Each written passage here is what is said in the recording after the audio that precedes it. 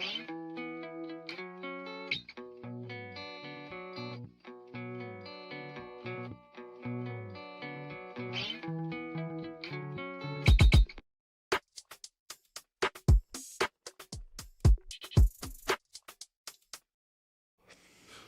and welcome. I'm your host, Lou. You are listening to the Hello and Welcome program, which is a presentation of ToonieBet online sportsbook and casino. I'm joined by co-host Alex Wong. Strap in for the long run because we are watching the 2026 NBA draft happening live. So far, we're 7 picks in. First pick overall was indeed AJ Dabanta, aka Anis Jr. Dabanta. Darren Peterson goes second to Utah Jazz. Maybe a bit of a surprise, but it makes sense. They need a guard to go along with all their front court players. Cameron Boozer then goes third to Memphis to form a really big front line over there. Chicago lands Caleb Wilson, who was always slated to be sort of that leftover, a part of the top four. Wilson looked like he was always primed to go to the Bulls. The Clippers, bit of a surprise in the sense that there was a lot of talk about maybe they moved the pick, maybe they don't. This is the big trade that they made with Ivica Zubac, and they got lucky with it. Ultimately, they keep the pick. They take Keaton Wagler to form a backcourt of him and Darius Garland. In the Clippers rebuild, Kawhi Leonard, it's time for you to come home once again to Toronto. Number 6, the Brooklyn Nets take Michael Brown Jr. because after taking, I believe, 4 guards in last year's draft, they need to take another guard this time, although I think Michael is definitely a lot better than the 5 guys they took last year. And then everyone's biggest obvious pick, Sacramento took Darius Acuff, who they were linked to this entire time with the 7th overall pick. That's where we stand right now. We got an eye on Twitter. We got an eye on ESPN's draft coverage. But, yeah, that's a long intro. But how you doing, bro? Yo, everybody's excited for the NBA draft. Once a year you get to see, a little peek into the team's war rooms. I don't know if you just saw Joe Tsai and Sean Marks and the Brooklyn Nets just cheer on each other as they made their pick. You get just to see 2 dumb idiots tell each other exactly. Unbelievable. You get great comparisons. I just saw Darius Acuff get compared to Pete Maravich on my screen. That's kind of incredible. So that's great. And then you get to learn about the players' families. Mikel Brown Jr.'s dad's name is Chris Brown. So, I mean, in all fairness, he is older than Chris Brown, okay? Like, we're talking about a middle-aged man Chris named Brown Chris is Brown. a pretty common name, too, you got to say. I mean, Alex Wong. That's the Alex Wong of R&B names. I'm just going to say, what if your name was, Arnold Kelly, and then R. Kelly came around? Do you have to change your name? Who was that? Who was a Brooklyn Nets player who had the same? Oh, David Duke. Yeah. Unfortunate with the white supremacist. Hey, that was also another Mike Jimenez special right there. Oh, okay, yeah, no, shout out to Mike. No, but, it's, we're excited about the draft. Raptors, of course, are at 19th. You were talking about, you've talked about your list of players that you're interested in at 19th. And, I saw a lot today. Your boy LeBaron Pylon sounds like he's getting a lot of buzz even at 10 or 13 from Milwaukee. Bro, he's been all over the place, man. Yeah. It feels like there was a lot of hype for him at the top, and there was a lot of discussion that he'll slip. Yeah, but there's been a lot of talk about him. I ultimately think he's skilled enough to go towards that later end of the lottery anyway. Yeah.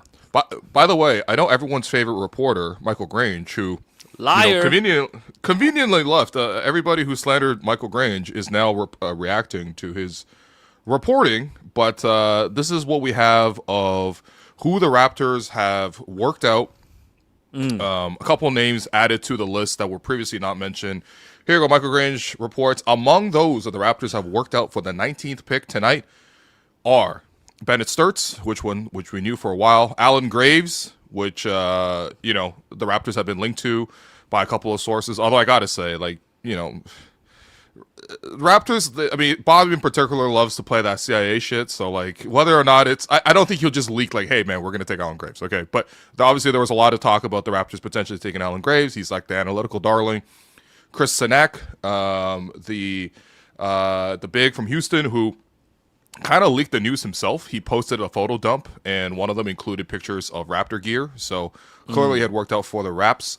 And the Raptors have also worked out Morris Johnson, which I've never actually just seen called Mo Johnson. Mojo. Michael Grange gave him a new Mojo. Give him a new nickname, Mojo. Okay, Morris Johnson, aka Mojo.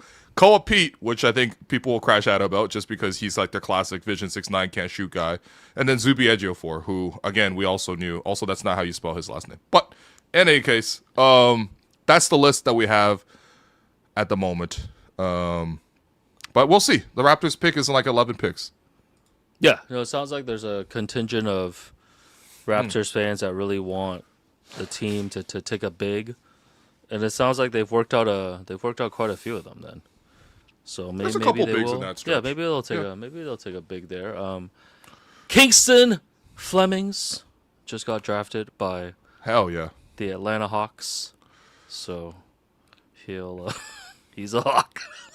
He's caca. Yeah, honestly, I don't really care until what happens like at least 5 or 6 picks from now, because these are all players that like are nowhere near the Raptors' range. Nobody's really gone off script either. There's not been like a wild reach. So for the most part, things are happening as you would expect them to. But there was something pretty big that happened around the NBA yesterday. You want to get to that first? Yeah, let's get to that, and let's hit the music for everyone's favorite segment.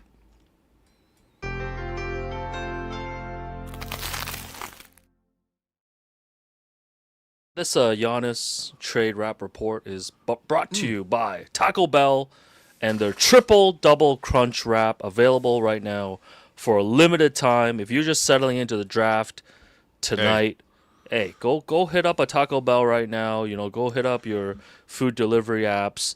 Look up the triple double crunch wrap, double the protein, triple the layers, zero messing around. No fork, no plate, no distraction. From the screen, soft on the outside, crunchy on the inside, and available for a limited time at your nearest Taco Bell. So, yes, yesterday, Giannis was finally traded to the Miami Heat, and along with Bobby Portis. Imagine Thanasis' surprise when he heard that he wasn't the one going with. In exchange for... He'll end up there. Yeah. For Tyler Hero, a.k.a. 11 from Stranger Things, Kal Ware, Jaime Jaquez Jr., Triple J, Kasparas Jukuchunas. Hey, Yakachonis, man. They got Jackie Chan in the process. 3 first-round picks, including the 13th pick tonight, which gives Milwaukee 10 and 13 in the lottery. Pick swap much later, and a second rounder as well. So it did come down to Miami and Boston. Boston reportedly, their best offer was Jaylen Brown and 2 first rounders. But yeah, I guess from Miami's perspective to start, they're getting Giannis to pair with Bam. Still have Andrew Wiggins on the roster, Davion Mitchell. It looks like Norman Powell is going to be moving on because they're not going to be able to afford him. And then Miami has, I think, around like $20 million to play with to fill out the rest of the roster. So what's your initial reaction to this trade for Miami in terms of how this improves the Heat? I think it's a good question in terms of how much this does improve the Heat, because for my money, this team is not in that upper tier contention sphere, which is where you would want to be after trading for, a top 5 player like Giannis. There's still lots to do with the roster, but at the same time, this is a move that they've been begging to do forever, man. Like seriously, like how long have we heard these names on the table? If it's not Jaime Jaquez, it's Nikola Jovic. Duncan Robinson used to be part of these trade packages. Hero was always the core piece. I think prior to the trade, I'd even joked about this is, Miami's poo-poo platter, and it's been expiring. Finally, it became that point where Milwaukee had to move Giannis. By the way, Giannis is just in China during the whole time, which I think is kind of funny. Oh. Nice. Yeah. Giannis having his own China trip, it's great. But in any case, like, I think for Miami, they have no other moves. They have to go get a star and actually start to do something. And this is their history. This is tradition. To be honest, I'm surprised they even beat out Boston's offer. Seems like in the end, Boston was willing to put in Jaylen Brown, but somehow wasn't willing to put in some of their other prospects like Baylor Shireman and Hugo Gonzalez, who obviously they had some promising moments, but like, come on, dog, what are we talking about? That's like saying you're willing to sell the house, but you're not going to give them a couple pieces of furniture. Like, dude, you don't even have a place to live after that, right? So, I am surprised that ultimately that Milwaukee took this Miami offer more than anything else, because there really is not a blue chipper in any of that. I don't know. Between the two, like what package would you have taken if you were John Horst and you had to get somebody back? Who would you have taken? I think I probably would have ended up with this package. I mean, neither of them was like honestly that exciting. I know like Jaylen Brown would have been like, like a top 10, top 15 player coming back, but you look at if you had gotten Jaylen Brown back and then you paired him up with like what? Like there's really nothing right now on Milwaukee's Kuzma, roster. Yeah, they got Double K. They got Ryan freaking Rollins. They got Gary Trent Luckily, Jr. it's just 2Ks. hey, let's check his middle name. But like Conrad, getting Jaylen Brown back wasn't gonna get you right back into contention, anyways. Whereas I feel like here at least you're getting some draft picks, more draft picks than Boston's offering, and I think this is one of those situations where maybe you look at Tyler Hero and Kyle Ware as either guys that can finally start some kind of rebuilding in Milwaukee, or maybe they're assets that can be moved for more assets, right? And you look at the way that the new lottery system is now, like, I think it kind of benefits teams like the Bucks in that, like, they don't have to, tank out and be at the bottom. You could be, a 7th, 8th worst team and still have a chance at being at the top of the lottery, and things like that. So, I think this. I mean, it was tough. I mean, this package was originally for Dame. Yeah. Like, pretty much. And, you ended up having to, trade Giannis for it. So I'm not sure that feels great for Milwaukee. But at the end of the day, like, there weren't other packages that were coming in, right? Like, I think San Antonio or like an OKC, if they were interested, could have put like way more interesting, appealing packages, but those teams weren't interested in pursuing Giannis, which was like another interesting thing to me is like, we talk about Giannis as a top 5 player, some people have him even higher than that. And, I understand like, his age and like his health and stuff, but it was a little surprising to me that by the end, like these were the only 2 offers out there for a player of Giannis's caliber. Well, they waited too long, and plus Giannis did the whole, like, I'm not going anywhere. Remember, he posted that meme from the Wolf of Wall Street, and they paired that with the Kaushi, like, sponsorship. It was just, like, I don't know. The whole situation got so annoying, and I thought Giannis was one of the players that had, like, pretty much, like, a sterling reputation, Like, very few players people all agree on. Giannis was one of those guys, and then he got kind of annoying, to be honest, in this whole process, and look, I'm happy for him because I think great players should play for great organizations and actually have a chance. And I think Milwaukee's just been wasting his time for the last like 4 or 5 years. That's why he keeps getting bounced in the first round. I do think the fit with Miami, like again, like they need to fill out the roster, but like at least it gives Miami a chance. As a Raptor fan, though, I am very happy he didn't go to the Celtics because I think if that swap had been made, Jaylen Brown and some picks for Giannis, if that was the one that was accepted. Brother, I mean, like, we would have the top 2 teams in the Eastern Conference as our neighbors. Like, the Knicks just won the chip, and I think the Knicks are still safely number 1 in the East. But, like, man, if the Celtics were able to pair Giannis with Jason Tatum and a bunch of shooting, like, come on, dude. Like, that was the one that I feared the most. So, at least from a Raps perspective, I'm kind of happy because this is a lesser of 2 evils.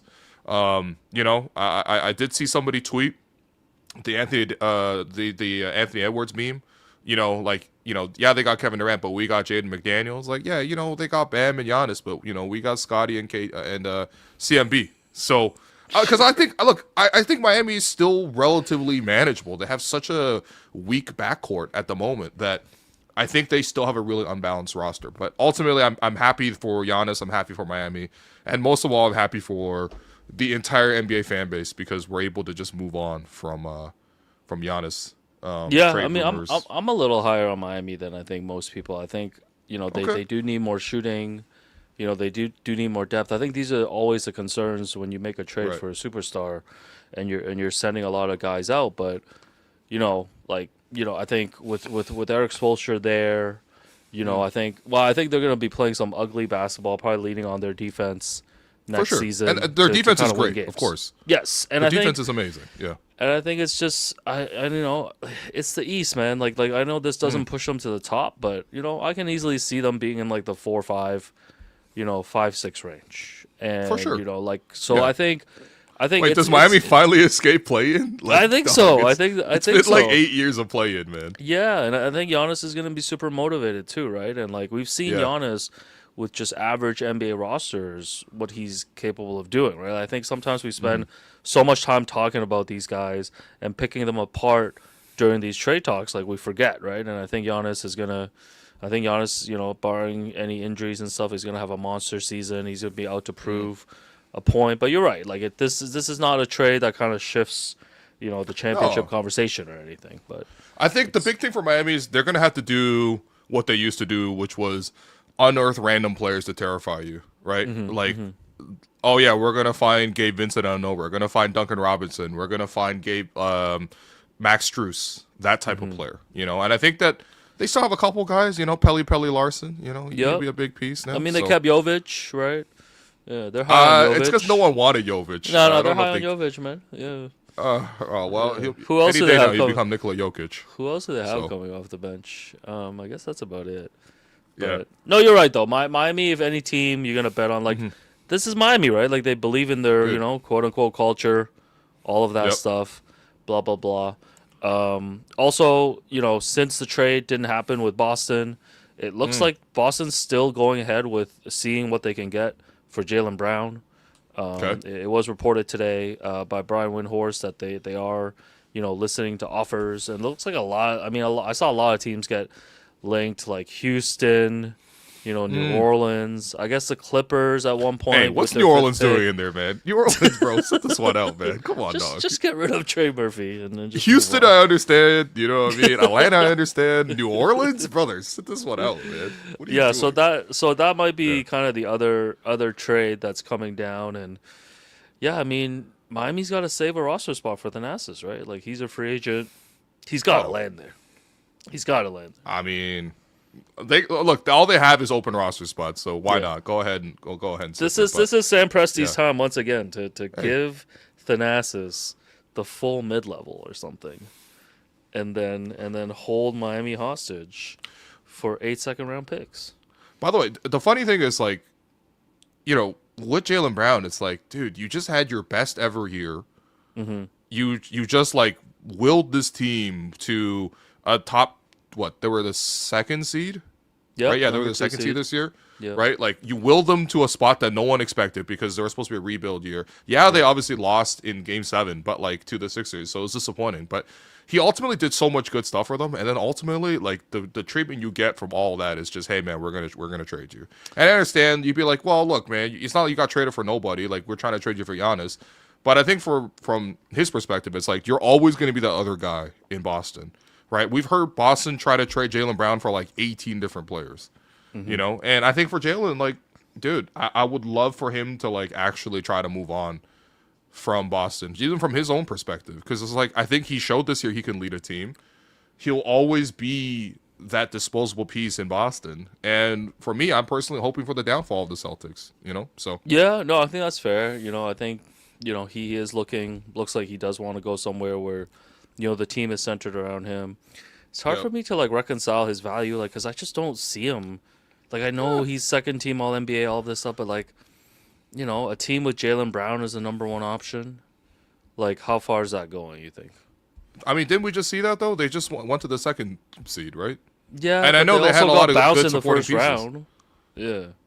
So we don't hold that against a team with Scotty Barnes leading the team, and they got bounced in the first round of Game 7. You know what I mean? I think people just hold and pick and choose, and I think that lots of teams would love to have one of the best scorers in the league who plays both ends of the floor, is mostly healthy too, which we've seen how many injured stars, and I mean, I don't know. I constantly feel like Jaylen Brown is a little bit underappreciated, and I think it's going to take for him to go to a new situation for that to change. So.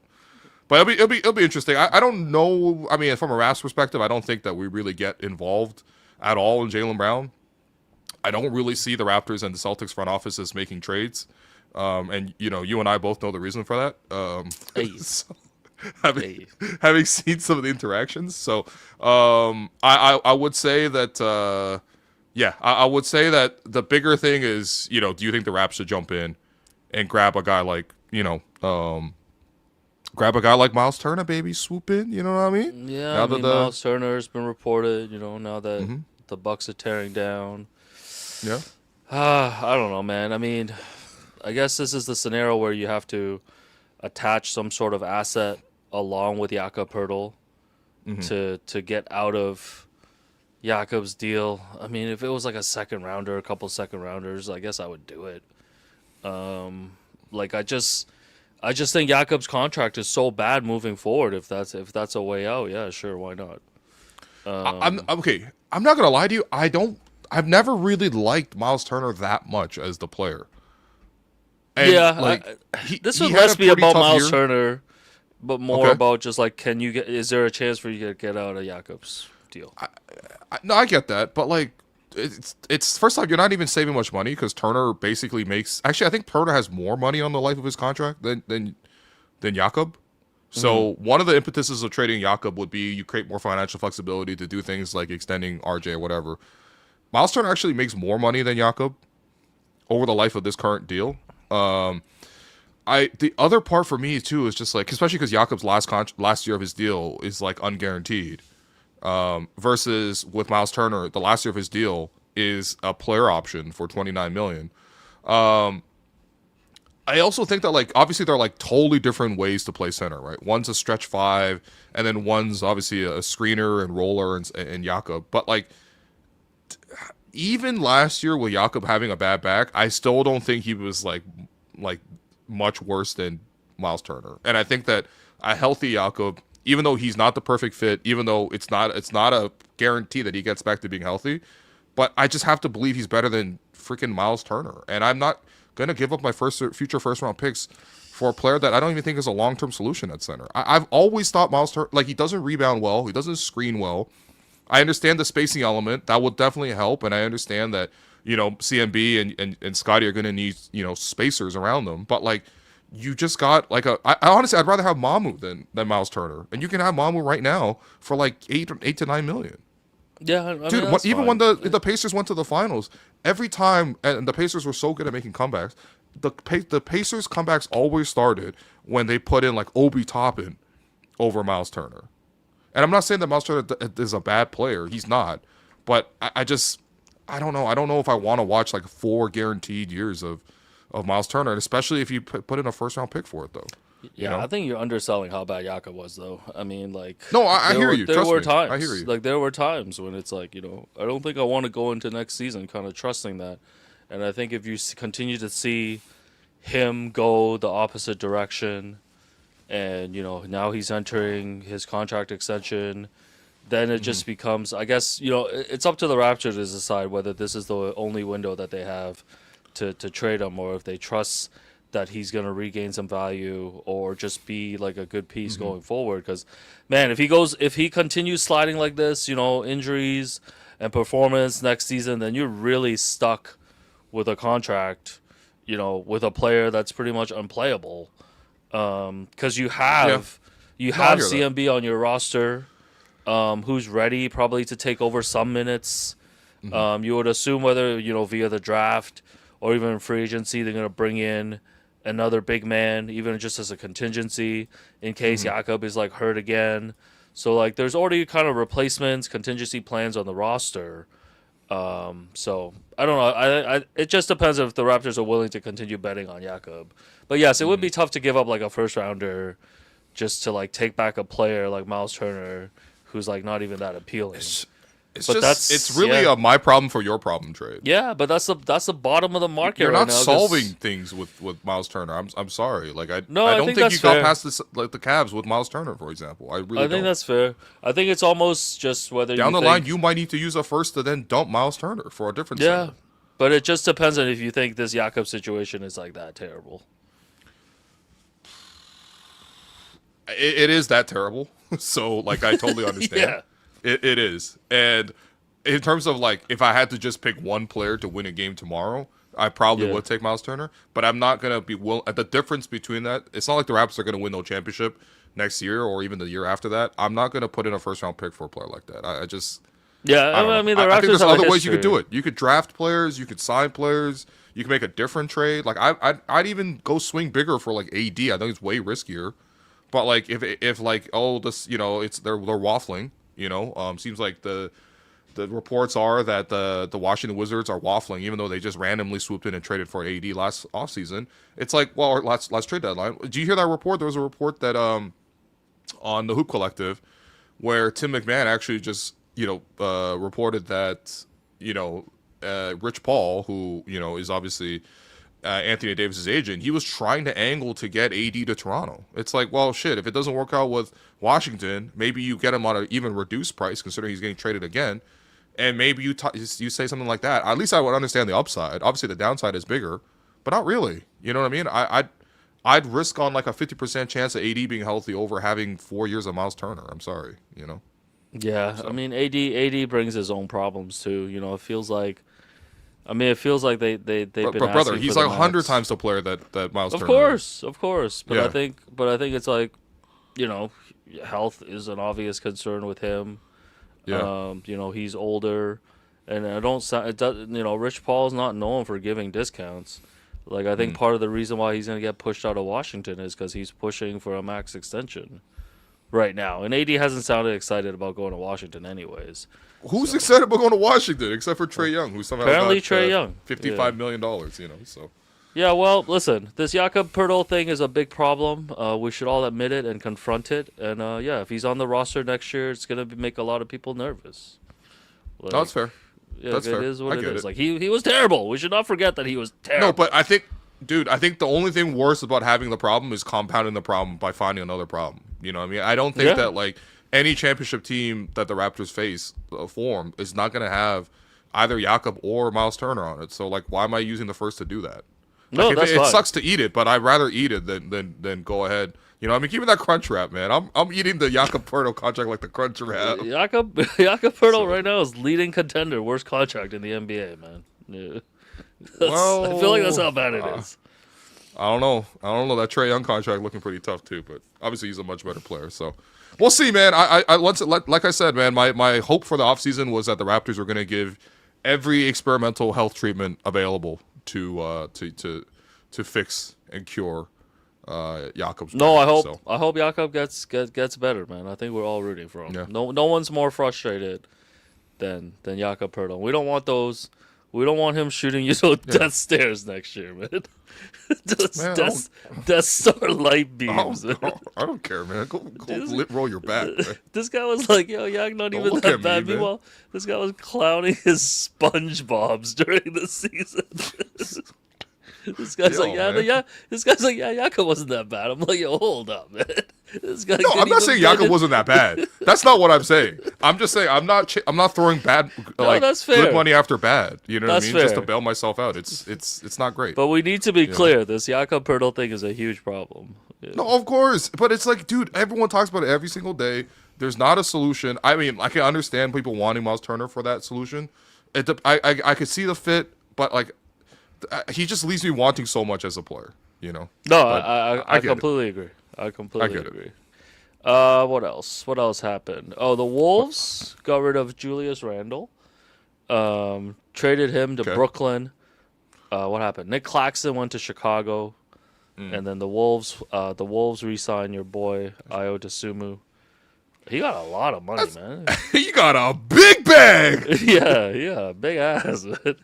He's their new IQ now. Yeah.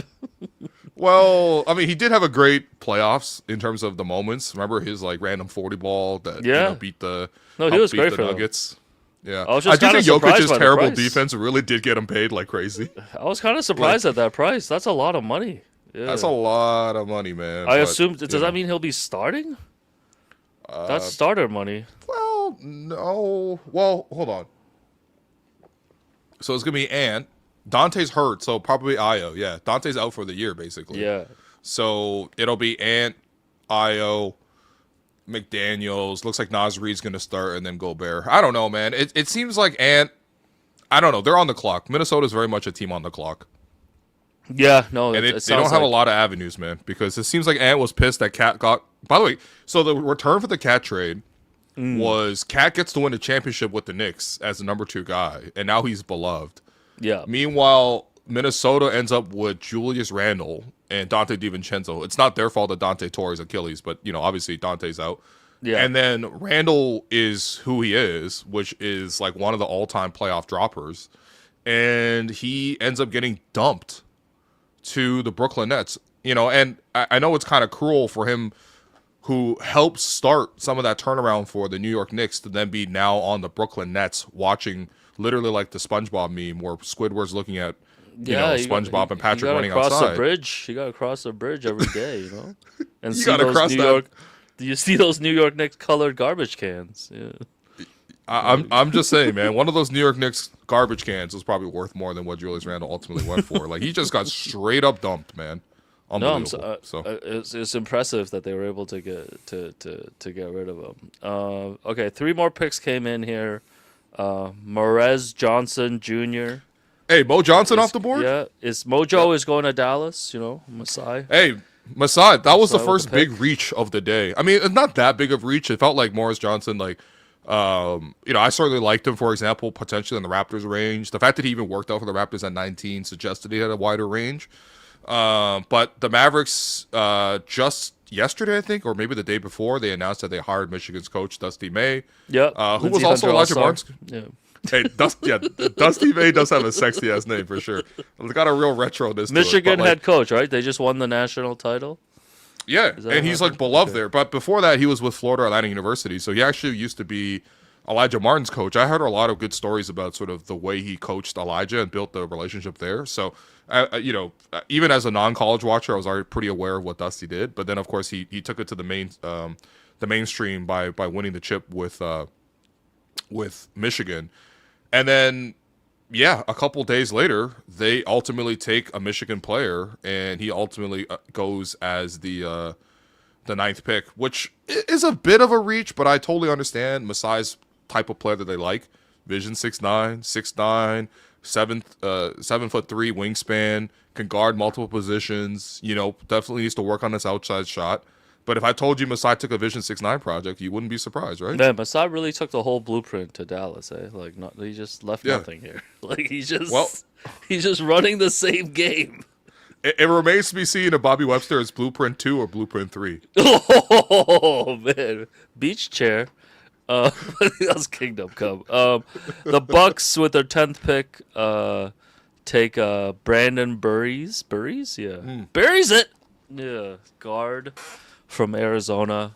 The Warriors took Yaxel Lindenberg from Michigan. And the Thunder just took a Daymara. Yeah. That's right. A Daymara, who is the 3rd player to be taken. Wow, this is all Michigan. It's basically all Michigan. Like, it went Morris Johnson, then obviously Braden Burries was a break from that, but then Yaxel, and now Daymara. Yeah, I mean, like, everyone's just like, I mean, look, Michigan was dominant. Like, that's why they won the national championship. Daymara was always sort of the guy that OKC wanted in this range because he's like 7'3". He's a Spanish player, 7'3", and he's like probably the best big in this draft in terms of the size. I think he's the first big taken, actually. So they got to get him in the lab, make him fucking hate Wemby. Like, his only project is to take down Wemby. This is not only is it there to potentially go against Wemby, although I don't think a rookie is going to do that much to Wemby. But I think the other part is it now gives them a little bit of options in terms of what they want to do with Isaiah Hartenstein long term. I think ultimately, like, one of the big takeaways we saw from watching OKC is they clearly, more than any other team, have a Wemby problem, and this is one of those guys that they can help sort of address that potentially. So it makes sense. And then even Yaxel, I think, is like one of the older players in the draft. He stayed in multiple years. And so he's one of those guys that you felt like he could step in and be ready right away. And that's what the Warriors need. The Warriors are like very much like, on a clock, basically, in terms of like, they only have a couple good years left. They either trade the pick to go get more immediate help, or they draft the most available immediate contributor. So yeah, well, listen, man, they got all Yaks, making we sense got so Yak, far. baby. Yeah. Oh man, that's tough. I can't wait That's for tough. Yaks versus Yak. Why Miami's can't we on have the clock. good things, man? Yeah, Miami's Fuck, on the dude. clock, but that pick is going to Milwaukee. We'll Right. see. We'll see if your boy Pylon gets picked here. A lot of people were saying that Milwaukee's not going to let him slip. This is the thing. There's a lot of guards available, and Milwaukee is one of those things where they just need any player, right? Like they need talent at every position. Yeah. No, They got nobody locked in. Nobody's locked in for like. no. The next This is 2 those years Bobby even. Marks off-season report cards when it's like needs and it's like everything. Yeah. Yeah. Yeah. No, it's also starters funny and to me that bench. teams are like, oh yeah, we draft best player available. We don't draft for need. Bullshit, bro. I've been seeing teams draft for need for the last like 12 picks. The last 12 teams have basically drafted for both fit and also for who they think is the best player available. So has there like- been any surprises so far? You were saying I guess the you're surprise saying is Mo Morris Johnson? Johnson. Yeah. Okay. But otherwise, like this has made sense so far in terms of where these players are going. So far, it's all made sense, but here Okay. comes the Miami Heat's. Oh no, not yet. By the way, what do you think of these draft interviews, man? I don't know, man. I have them on mute. Like, Okay. what do you think about them? Okay, There's a you know reason what? they're on mute. Let me give you this, okay? It's like, what do you think you can contribute to your team? And then he's like, well, I'm gonna bring my winning, my leadership. I'm gonna work hard. Blah, I'm blah, a blah. dog. I'm a dog, man. I'm a dog, man. I'm a And then dog, you're man. like, Mom, how proud are you of your son? Dad, you see these baby pictures. Can you please cry for us so that Yeah. we have like a viral moment? Like, Hey, it's good. It's good to see so many athletes have such great parental support. Parents are still Hey. together and stuff. I love to see that. Yeah. Yeah. I No, guess but it's a I mean, nice- yeah, I guess it's a nice moment. I don't know, man. Yeah, these interviews are Wait. junk. Yeah. you don't think if you this is the thing, like even if the children come from split households, like Yeah. if you make it all into the NBA draft, I mean, come Yeah. on, dog. The parents gotta both be there for that. Yeah, separate know what I mean? tables. The table's No, big; it's- they can sit on opposite sides. Yeah, that's cool, man. I don't know, man. I feel like I just feel find like with, the draft interviews like redundant. Like you don't really find out anything new. The players kind of in shock. They're being so media trained, and Yeah. then the moment that everyone wants is just for people to cry. Which I'm like, I get it, man. I it's totally also get it. it's also funny because like if you go It's just back and look repetitive. at if you go back and look at any draft, like 4 or 5 years out, like half of the Yeah. guys end up being busts. Yeah. So it's kind of funny to look back on all the things that they say at the draft, Hmm. and not panning out. But yeah, well, if people love the draft so much, it's 2 nights, so strap Hey. in, get yourself a crunch wrap tomorrow too, man. Hey, night 2? Come on, Yeah, Raptors night at 50? Night 2. No, that There's might be gotta at like 11 p.m., man. Hey, there's got to be a way to make the draft more interesting. I feel like the NFL draft, they let like celebs come in and like announce picks and stuff. Like they loosen it up a little bit. Like But of course do, with do the they NBA, have it's like just all the Adam leaks Silver. and stuff? Yeah, I think the leaks is still the same. It's like Adam Schefter or whoever, but it's like Fair. the NBA's always been like Adam Silver, and then like Right. the deputy commissioner, like commissioner and deputy commissioner. I don't know, man. Like, do you want them to mix Hmm. it up and like have former players, like go to the podium? Like, do you care, or do you just No. just want them to keep it business and just No, get on with it? I like like the routine of like seeing Adam Silver come out. He's so Yeah. robotic in general, but especially in the way he delivers, like how he says it. It's always Yeah. like it's the same cadence every time. It's Yeah. like with the 9th pick of the 2026 NBA draft, the Dallas Mavericks select Morris Johnson Jr. out of Yeah. Michigan. Yeah, like You know, the same like- cadence, same delivery. There's no excitement Yeah. to it either. Yeah, Stern used to play it up. Like he used to play up the booze Yeah. and all this stuff. And Like, he would Stern break used to character. mispronounce names too, by the way. Yo, they should let Bill Simmons. If you have to pick one Yeah, podcast, Bill would have been great. Yeah, Bill would have been Oh, great. by the He'd be like, way, with the first pick of the 2006 NBA draft, the Toronto Raptors select Andrea Bargain from Treviso, Italy. the Raptors have hired Masai Ujiri Okay, you know what? That's why he will never be the one to announce the picks. Okay. Someone needs there's no way no one in his circle has been like, bro, it's just you, Jerry. Like, just No, change dude, the hand. he's been on shows where the guy he's like H to the he's no, but like he's been on shows where the other person's like, yeah, hey man, what you think of Dallas hiring beside Ujiri? And he'll be like, yeah, Harry loves Division 6-9 guys. I'm like, yo, what the fuck? Makes me laugh. Oh, it's rude, man. It's rude. He's not Spanish in the slightest, man. We actually forgot to lead off with the biggest news item. And what's up? Front Office Sports reported that ESPN's Tim Bontemps is in advanced talks to join the Atlanta Hawks front office. Now, that's unbelievable, man. We've seen media people, a lot of draft people, right? Like Jonathan Givony, and was it Givony or who was the guy who went to Portland, right? And then now he got hired by Mike Schmitz. Yeah, he got hired by Harry now. He's in Dallas. That's right. He's their GM. Is he? Yeah, he's their GM. Yeah. That's crazy. Remember, we were afraid that they might take DT from us, but ultimately he's right. like, I got this other DT locked up. But man, Tim Bontemps, about to join the Atlanta front office. Hollinger also got. That's taken. Right. Yeah, John Hollinger was with the Grizzlies. Right. Thoughts on Tim Bontemps joining the Hawks? Yeah. Hey, I know you're not going to reveal what the nickname was for him locally here in Toronto. Stop. Because it's rude. This will hurt multiple people. This will hurt multiple people who have been hurt in the past, actually, too. But God. I mean, he's gonna be I'm not gonna lie. I was fairly surprised. I'm not gonna lie. I talked to some Celtics execs today, and okay, cool. Okay, the good thing I think with hiring a media member is they're fairly well connected. They're so connected, right? Yeah. Yeah, especially a guy like Tim who's done a great job of especially monopolizing the Atlantic market, right? Yeah. Pretty much the Eastern Conference. He knows everybody out east. Yeah. I think there's that aspect. I'm not gonna lie, I've never necessarily cared for his basketball analysis. I think it's it's cool in terms of just the opinions. It's standard stuff. It never felt dude, this guy could see the future or anything like that, right? Yeah. So, but again, it depends. There's lots of front office positions, right? And more than anything else, I'm really happy for Tim because this is really cool. I guess we'll lose a bit of I mean, if you're gonna sign somebody from media, wouldn't you have signed Windy or something? Windy seems next level. No, I think Windy making too much money. I think Windy's pretty comfortable being media, man. Really? Yeah. I think people would point to wouldn't Zach, a Zach Lowe or something join a front office because he probably loves doing the analytical part of things and stuff. Maybe Tim. Maybe I'm sure Tim he's gotten will offers, join. Man.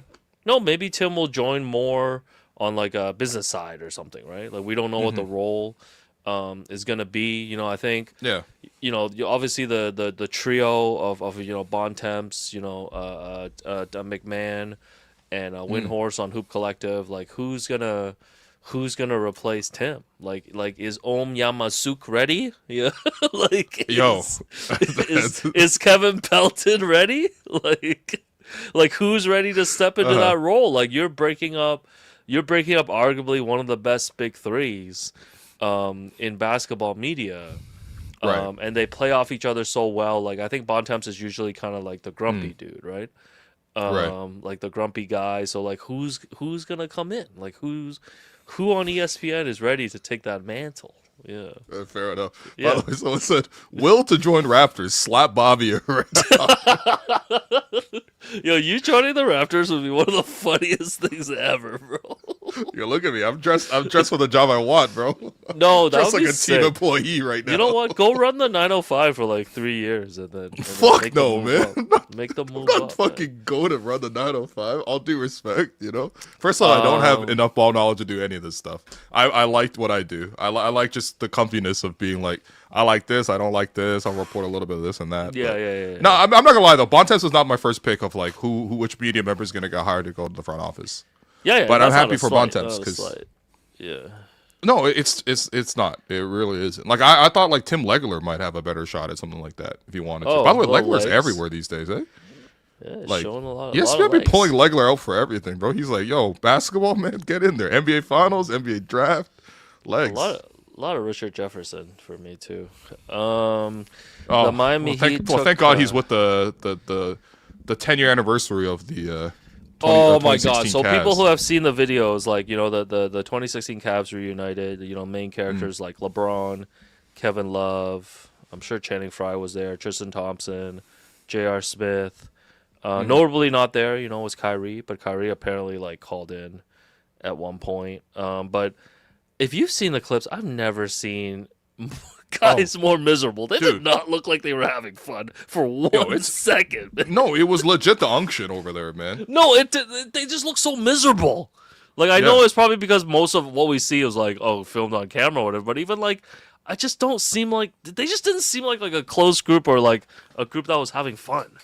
Like, I think the biggest thing I mean, I don't know. I do think that they have like a real bond. That I didn't get that vibe, but it did make me feel like LeBron is so old because Bron looks older than most of those guys. I think Bron is older than some of those guys, but I'm like, oh man, is that Matthew Dellavedova, J.R. Smith? Delly came in like flip flops, like straight from Australia, probably.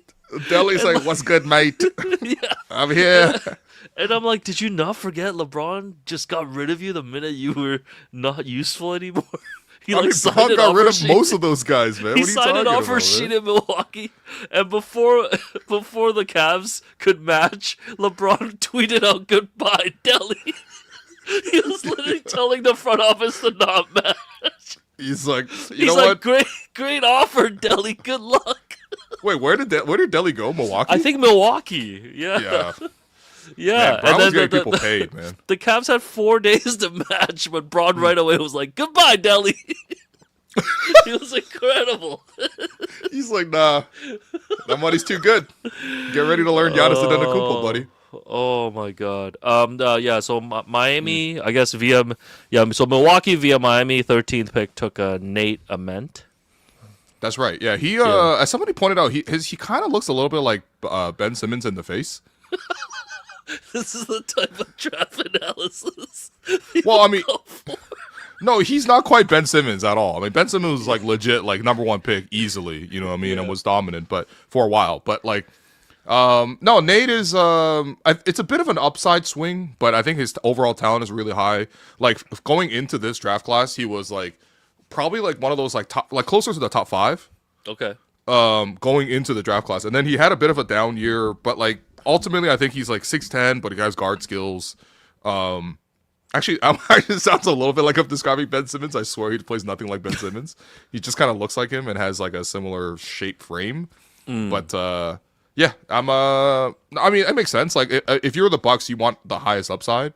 So I think out of most of the guys here, there's a lot of like role player-ish players left on the board at this kind of point. I think for them, it makes a lot of sense. So. Yeah, they made the swing. Now Charlotte's got 2 picks before the Raptors here. They're picking at 14. They're also picking at 18 as well, I believe. So we'll see. Ultimately, looks like the Hornets will take. Well, actually, I won't spoil it because they're about to show it on air. But they're about to take one of the best bigs off the table. For the Raps. So I think there was a little bit of a hope. You know what? Fuck it, I'll spoil it because I just saw it on social. Yeah. But they're gonna take Hannes Steinbach. Okay. Steinbach. Okay. Of mice. He was kind of honestly. He's got like one of these like really older names, but like, yeah, he was one of the most productive like freshman bigs. He's like a Sabonis E. You know what I mean? Like, was he on your board for 19 for the Raps or no? I didn't think he'd be available at 19, but if he were there at 19, I would have been more than happy to take Hannes Steinbach. But yeah, I think it makes sense for the Hornets considering they need bigs. Yeah, like just they have a lot of good guards, but they need some bigs. Yeah, just got to make sure it doesn't carpool with LaMelo Ball. Yeah. Whoa. I have a feeling that OKC at 17 is gonna snag someone that we want. Yeah. Just because they're annoying. Hey. I can see it. I mean, it does suck that like they're OKC, so they have 2 picks before the Raptors pick. Like, come on, dog. This shit sucks. Hannes Steinbach. That's a Lindsey Hunter All-Star. A 4 and Lindsey Hunter All-Star. Yeah, just kind of looking at the name. It's like a Haley Steinfeld, but from Germany. Draft analysis. We love it. Hey, but you know what? There's still a lot of guys in the Raptors, range that are available. I haven't seen one name that you were interested in come off the board yet. So they are all available. So Sturts is available still. Senak's still on the board. Cameron Carr's still on the board. Alan Gray's still on the board. All the point guards, Christian Anderson, Ibuka Okori. So, it's, LeBaron's still there, obviously. LeBaron's still there. So, yeah, I mean, you knew that the Raps were going to have, a decent sort of range to sort of pick from. And we do know the Raptors have worked out, more players than what was initially reported. So, we'll see. We'll see. Yeah, 4 more picks. 4 more picks till the Raps. Yeah. Quaintance is still available. No one's mentioned anything about Quaintance. Was he even invited to the green room? I don't even think I saw him in the green room. No trades yet. So, no trades as of yet. By the way, Grange continues to refer to him as Mo Johnson, which I'm really enjoying. He's just rebranded him. But the latest tweet is, Mo Johnson got some CMB comps in draft process. Masai Ujiri's last official act as Raptors president was to call CMB's name at number 9. In his first draft with the Mavs, he takes Johnson, a high-energy two-way big that can defend multiple positions. First real surprise of the draft order. So, I think Grange the Liar was the one who reported today too. I hadn't seen this before. That I think OKC was offering 3 first-rounders last year to move up to try to get CMB. Whoa. Yeah, it would have been 3 firsts across different drafts, of course. Okay. But they were trying to package a series of picks to try to get to the Raptors pick last year. At 9, yeah. Interesting. Yeah, so well, it's interesting because remember there was also the the Pelicans were also shopping their own pick, I think at 12, and then not their own pick at 12. There was their own pick plus this year's unprotected pick, which ultimately ended up, I think, 8. They were offering that package for Derek Queen. They were trying to shop for Derek Queen. OKC was also shopping around and they're trying to get CMB. But ultimately, the Raps were we really like CMB. Look, the Raptors were really thrilled to have CMB at 9. Yeah, right? I think it says a lot too. You trust a team like OKC that's pretty shrewd. They value CMB really high as well. And we saw what CMB did, in especially in the playoff environment and stuff. So yeah, I'm glad we didn't take Sam Presti's poo-poo platter of probably 21st picks in the next 3 years or something. Well, I think with draft picks, it's always really exciting to trade them. But ultimately, once you've actually taken a player, people get really attached to them. Yeah. And so maybe on paper, you're okay, 9 for this year's 12 and 17 and next year's whatever.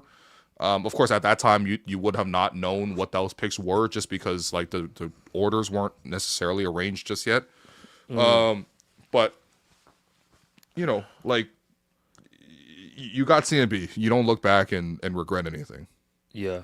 Let's see what else to kill time here. Oh, the Blazers hired our former friend Blazer Micah Nori as their new head coach. Delicious. And so we know that we got a piece of seaweed.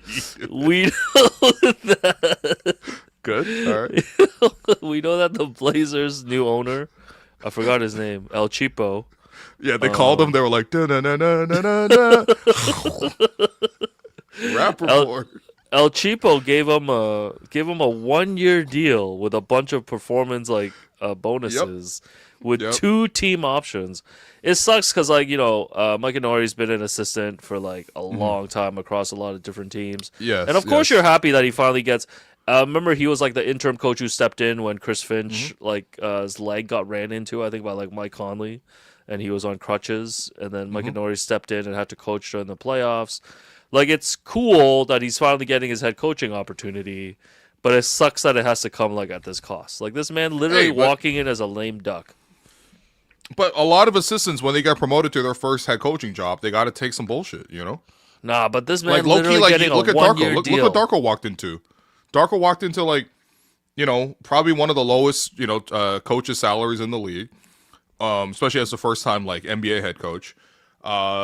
He walked into the Jonte Porter situation. He walked into OG and Pascal on their way out the door. He walked into Dennis Schroeder as the starting point guard. Like, it happens, you know? But the 1 year deal part is kind of exceptionally, like, crazy because it's just like everyone always talks about you don't want your head coach to be like a lame duck. Yeah. You're intentionally putting in a lame duck. Like, how much culture can you really put in when you only have it for 1 year? You know that's what I mean? what I'm saying. Like, how much respect do you you have from players? Like, how are they going to take this seriously? Where did Tiago Splitter go? He went to Chicago. Oh, that's right. Okay. I'm Yeah. So him. he's I'm with glad he the got a gig. Bulls.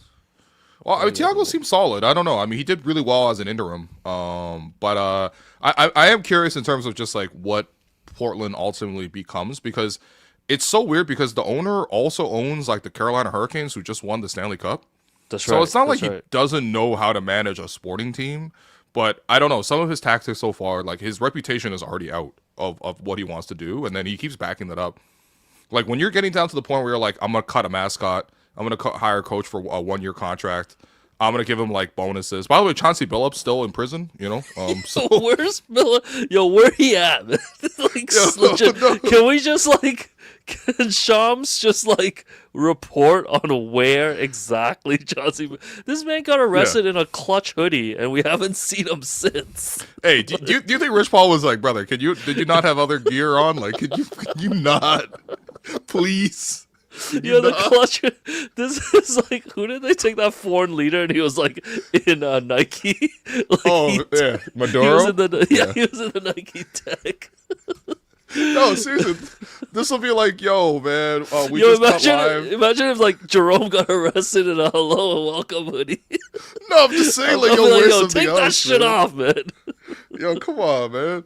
No, because it's like, dude, it's like if you cut to the OJ chase and all of a sudden, like, you know, OJ's there with like a WME hoodie. It's like, yo, fucking, that's not the time to represent Wasserman or whatever. No, that's tough, man. Yeah.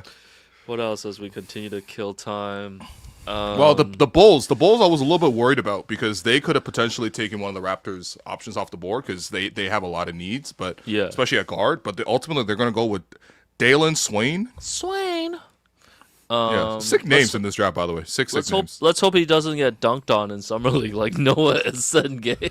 Yo, brother, we have never seen that guy ever since. It's actually unbelievable. He's sharing a bunk with Chauncey Billups right now. The two people we have not seen in years are Chauncey Billups and Noah Sengay. Where is he at? No, seriously. Where actually is he at? Like, I want to know, man. Yeah, by the way, we had a great interview today with Team Canada men's basketball general manager Rowan Barrett.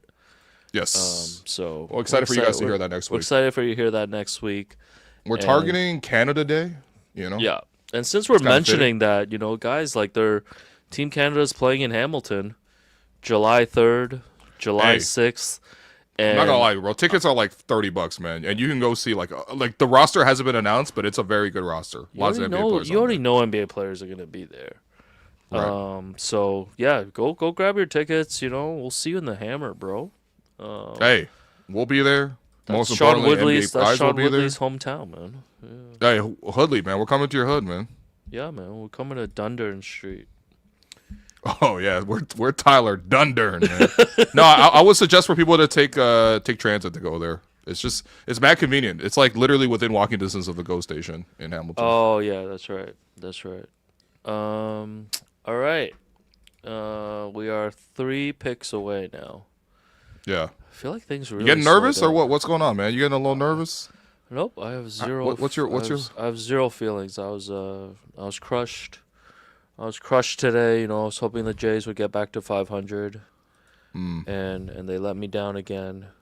I can't believe Joey Loperfido came back and hit a 3-run home run. Oh, bro, because it looked like everyone's getting excited because like we were up to 2 strikes, 2 outs. We had that chance. We had made the comeback. You know, we took the lead. Okamoto gave us the 2-run lead. We couldn't hold on to it. Was this the one day that we had to rest Varlin? Like, come on, dog. Yo, the non-Asians need to step up, man. The non-Asians, like Okamoto's doing the best that he can. Vladdy hasn't hit a home run at home this season, bro. Yeah. Like, what are we doing, man? When Vladdy came up in that big spot, I was like, yo, please, like, this is your chance, to announce that you're here for the season. And, I'm talking at people in the chat being like, what pick are we at right now? Like, they have no phones, no TV. The Bulls just took Dalen Swain with the 15th pick. Next up are the Memphis Grizzlies. After that, it's the Charlotte Hornets at 18, and then it's our Toronto Raptors at 19. Memphis, Lots of good OKC, options. and Charlotte. Memphis, OKC, Charlotte are up next. Yes. And then it's the close, Raptors. Man. You know what, man? Hit that ToonieBet graphic. Okay. What you got, man? Yeah, we're going to do a quick segment here. Presentation of ToonieBet Online Sportsbook and Casino. Thousands of slot games and live casino at your fingertips in a sportsbook made for Ontario. Get your game on with ToonieBet. Big match tomorrow, Canada versus Switzerland at 3 p.m. Eastern. Switzerland is favored plus 137 to win, plus 210 draw. Canada is the underdog at plus 225. Who you like tomorrow, man? Oh, we're the underdogs? Yeah, we're the dogs. Even at home?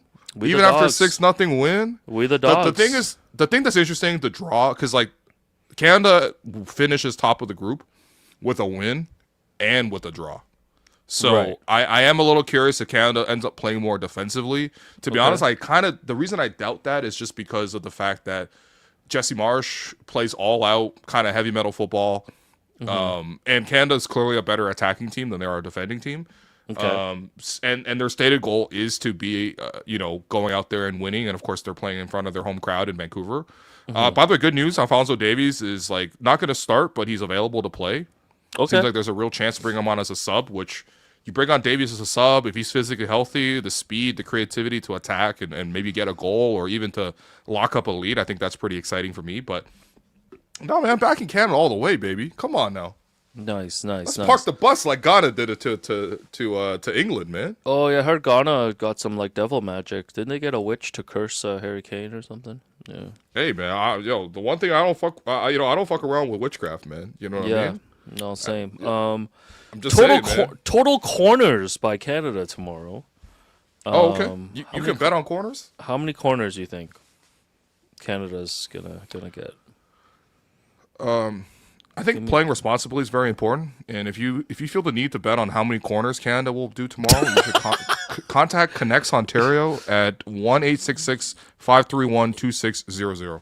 You can also bet on the exact number of bookings from the refs in terms of number of cards that they will hand out, and 4 bookings is at plus 433. You like that's a lot. So does a red card count as 2? And we ain't talking Travago here. we talking yellow and red cards. Yeah. 0 to 3 is the favorite at minus 200. Again, you know what? This is one of the things that's pretty upsetting too. Is like one way that players have been like quote unquote subtly tipping the lines is by taking intentional yellow cards. Ooh, and it's so hard to sort of adjudicate whether that was like a honest, earnest yellow card or not. So, but no, I would only recommend backing Canada. But when you get down to the specifics, like you might be, it's a coin toss. Ooh, Kyle Larin to score the first goal is plus 600. That's interesting. He scored the first goal for Canada both first 2 games. So yeah. Or the Memphis Grizzlies pick is here. Oh, here we go. And that segment was brought to you by ToonieBet. Make sure you hit up ToonieBet.ca for all your sports betting needs. Whoa! Bennett Sturts is off the board at 16. Bennett Sturts. Okay, here we go. This is the first guy that the Raptors, definitely had interest in. One of the first guys they worked out. Mm-hmm. And, one of the players firmly within the Raptors' range has now come off the table. What are we losing here? Well, I mean, I don't look at these guys as losing, but with Bennett Sturts, he was one of the older prospects. But he had a pretty incredible journey. Began his career in D2, ultimately went to Drake, and then eventually went to Iowa, where he had a fantastic season. He literally played like every single minute, basically. Literally in the tournament, he played every single minute. This is the guy that I liked a lot going into this entire draft process in terms of like what he could do. He has obviously him being older, like he's like going to be 23 when the season starts. He's one of the guys that, was more of an immediate contributor as compared to other players in this range. I would say it was either between him or like Christian Anderson for like best shooter. He's being traded to OKC, by the way. Ooh, what? Yeah, they're trading him to OKC for 2 second-round picks. So what? OKC offloading 2 second-round picks to Memphis to get Bennett Sturts. Wait, it only costs 2 second-round picks to go get a first-round pick? When has that ever happened? I don't know. I guess what? I guess Memphis just likes a 2-for-1 deal. Hey, what, brother? What? They got a BOGO? Yeah, I don't know, man. Wait, did they trade up or something? No. Shams is just saying it's for 2 seconds. Yeah. I'm a little mind blown. When have you ever been able to trade 2 second-round picks for a first-round pick? Maybe there's more to it, but that's what Shams God is saying right now. Yeah. I would understand if like OKC traded 2 first-round picks to move 1 pick ahead because they're picking up next right after this. Yeah, like maybe just to swap spots, but like, well, what the hell what are we doing? Wait, hold on. Jake Fisher has it. Yeah, they're swapping 16 and 17. Okay, that makes way more sense. Because the way Shams reported this, Shams rushed it. Yeah, Shams rushed it. Shams said sources: Memphis is trading number 16. Bennett starts to the Oklahoma City Thunder for 2 second-round picks. That is not what the trade is.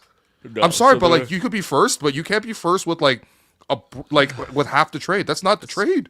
It's like being first in a spelling bee, but with a spelling mistake. Yeah. That's what I'm saying. Like that's irresponsible by Shams to do that. That's right. Like what is that? Like anyway, whatever. Yeah, that makes more sense. So OKC pays 2 first-round picks to jump up and get Sturts. In any case, yeah, Sturts, the guy they want. They definitely get another playmaker in the backcourt, bro. OKC is just loaded with playmaking guards, man.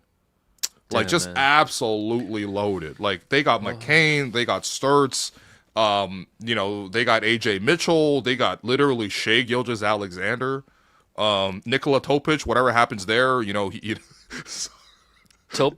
Topic needs to avoid like just bad luck, bro. Yeah.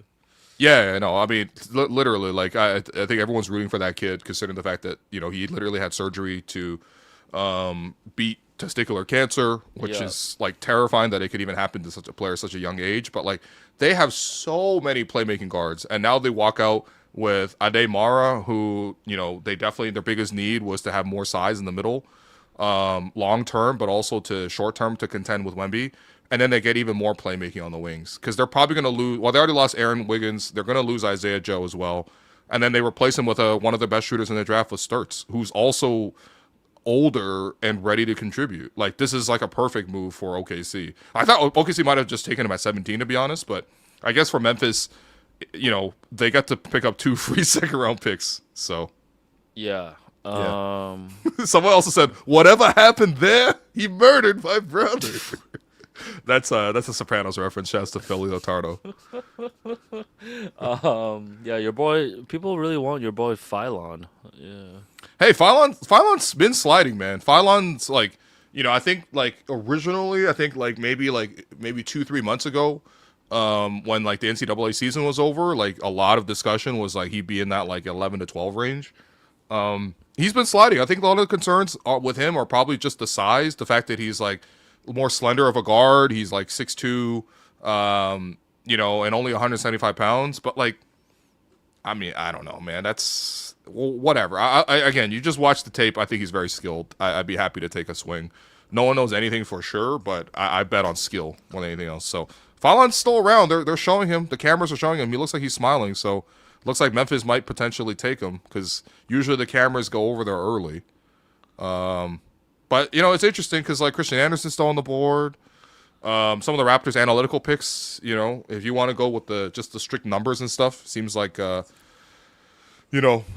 Graves is still around. Cameron Carr is still on the table as well. Lots of interesting ones there. So I'm still very disappointed at Shams to get that pick. Like to report that like totally half-assed. By the way, I'm sorry. Like I understand I've never been in Shams' position, but like you can't just like come halfway out with it, man. That's ridiculous. Yo, Woj should just come out of retirement for one night, Just drop a couple bombs for no reason. Woj probably does know most of the picks that are coming up too, man. Just drop a random 29th overall pick bomb on him. Yo. And then go back to check out my St. Bonnie's YouTube page. He's like, have you seen what Andrew Nicholson's done with the recess gym up in Toronto? No, this is like when 50 Cent roasts people and then at the end he always tags like vitamin water. Oh yeah. He's like, oh yeah, you. Actually, I didn't even want to say it, man. It's yeah, too please don't. inappropriate. Yeah, 50 Cent be roasting the worst people in the world is all you need to know. People want to know the actual trade. Roast too, yes, like they're guys, not that offensive, man. So the actual trade was the Grizzlies and OKC are swapping 16 and 17, and then the Grizzlies are getting extra 2 seconds for OKC getting to pick first ahead of them. Yeah, here we go. Jerome's got it up for us, but yeah. He says Memphis will draft 17 now via OKC, so the Grizzlies get 2 second-round picks and swap the 16 and 17th pick. That's the report. You can't just report the first part. I'm sorry. It's like, what are we doing here? What are we doing here, man? Whatever. Oh, man. Yo, the pick Giving is people in. Hurry up heart and attacks for announce nothing. this. Oh, look. The cameras are on LeBaron. Looks like they might take LeBaron. Looks like... Hey, LeBaron got some cool glasses, man. He got a nice suit on, big collar, glasses. You looking proper, man. I like this look. The camera's firmly on him, so it looks like he's going to be the guy, man. Okay, 17th pick.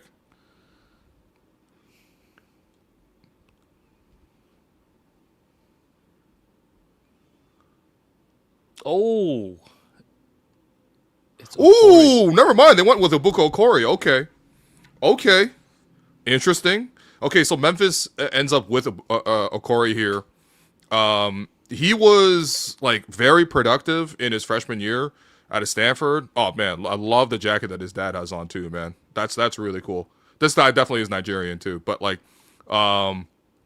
what is this? Memphis now trading 17 to the Pistons back to 21 for 3. What the hell is Memphis doing, yo? They're doing Memphis just playing games.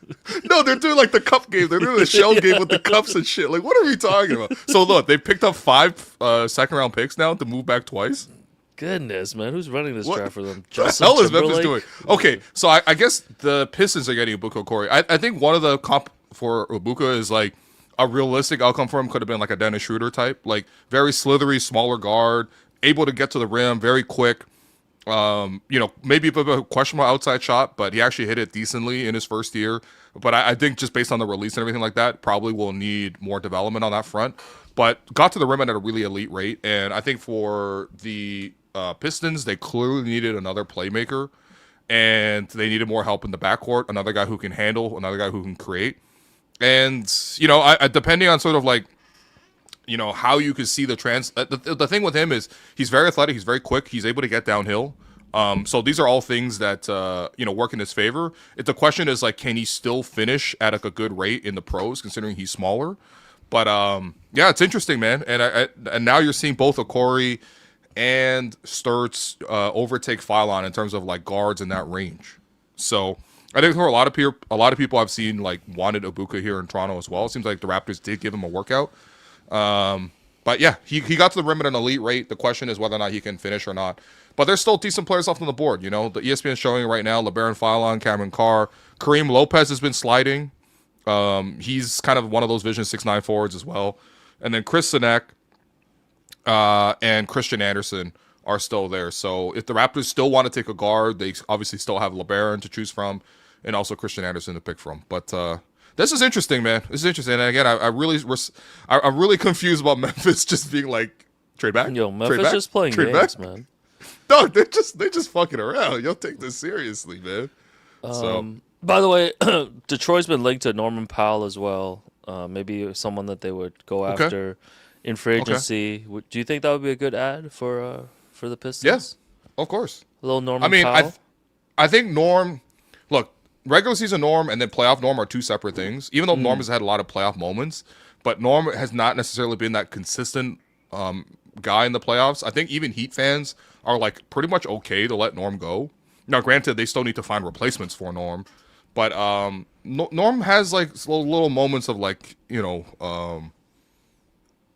don't know. He's like a six man. He still kind of is a six man in my opinion. That's his like best role. But for a team like the Pistons, they need outside scoring. They need like transition scoring. They play so slow. It's Cade every single time. They legit need every single level of scoring. It's crazy. So if you get a Corey, who obviously I don't know if he's going to contribute to right away to a playoff team. I doubt that. But if you get Norm as well, I think that fits. I mean, they probably need to move on from Tobias Harris. Although maybe, who knows? Maybe they'll ultimately take Harris as well. But retain Harris as well. But yeah, they just need more scoring around that group. And of course, like biggest elephant in the room is still, are they going to keep Jalen Duren or not? Because he certainly had a pretty crazy finish to crazy his as in bad.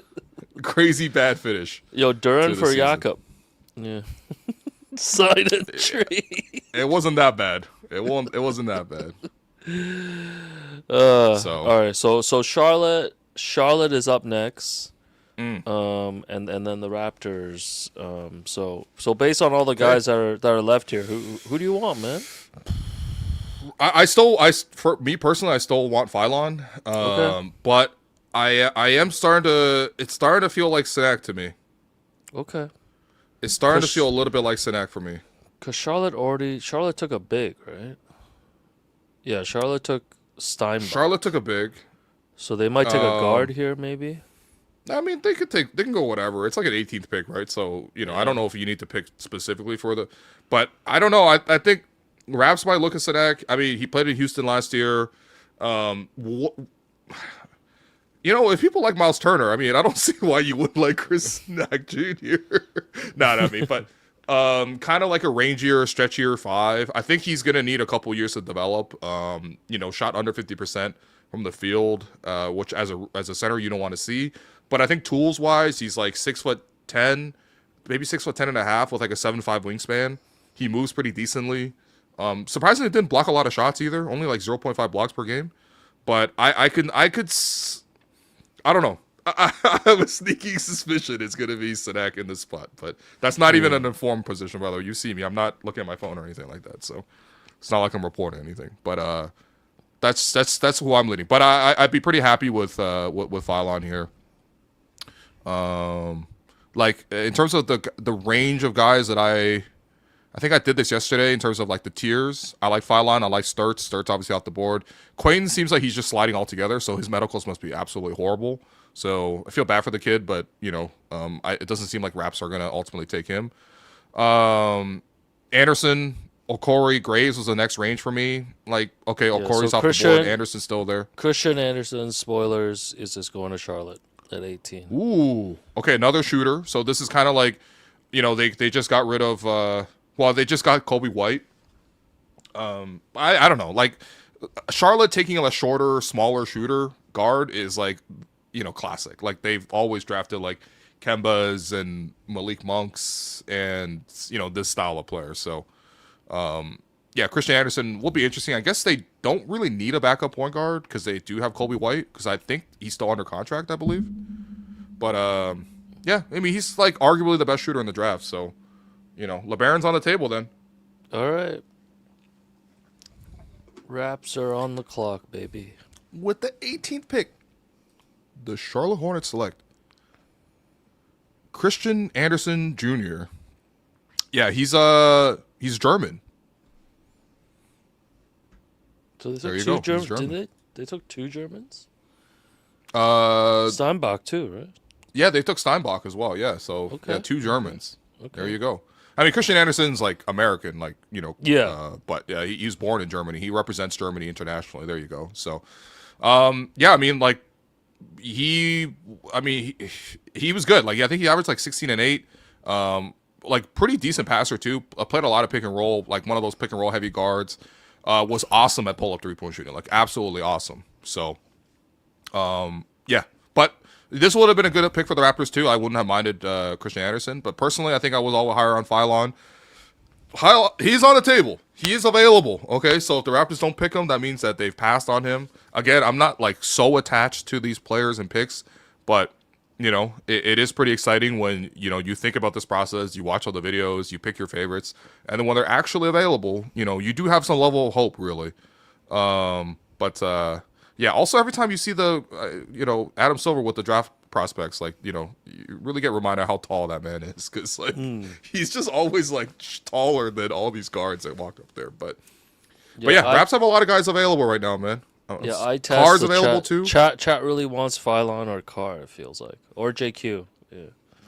Hey, JQ's available as well. Actually, you know what? We have 5 minutes here because the Raptors are never going to leak their pick early. Who does everyone want? Everyone go drop your pick. Who do you want the Raptors to pick at 19 here? I kind of like this feeling of like seeing the cascade of people putting in their names. So we got a lot of people watching. I appreciate you guys following along. But who's Yo, it's gonna be so funny when the pick comes in and half the people are gonna want Bobby fired. Yo, if it's not Carr, people getting fired. we seeing. Oh, someone said Pete. Oh man, Pete might actually get people to like. I like the person who said I don't care. They're operating like the Grizzlies. They're like, yo, let's trade back for 5 picks. What if the Raptors trade back right now? Yo, fuck. We got JQ. We got Carr, Phylon. Yeah. Someone just said fire Bobby. Okay, he just got an extension, so that's not happening. Oh my god! Someone said my grandma. Yo, people want the car. Whoever you want, Will. Don't spoil, please. We're not gonna spoil. By the way, Jerome, don't spoil. Alex, don't spoil. Don't look at Twitter. No spoilers. Let's just watch it live. Yeah, lots of options though, man. Lots of options. Someone said Indian Wemby. You seen Jagmeet Singh, bro? This guy. He failed with the NDP and he started going NBA. Yo, is he Canadian? I don't think so. I think he's American. Yeah, no, Jagmeet, man. Yeah. Yo, Baba Miller. People got. Seen a little Baba. See a little Fire Bobby. Seen Shanghai 360. La Baronto. Yeah. Bruno Caboclo. Someone said defense has been wrong about everybody the last few years. Let management take care of this. They didn't want CMB. They didn't even want Scotty. Dude, the one thing I trust the Raptors front office to do every time is the draft. I trust them with the draft.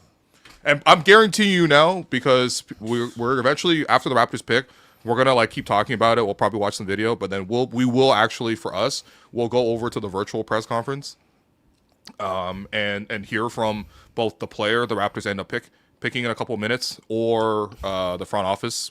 Probably will be Bobby and the player.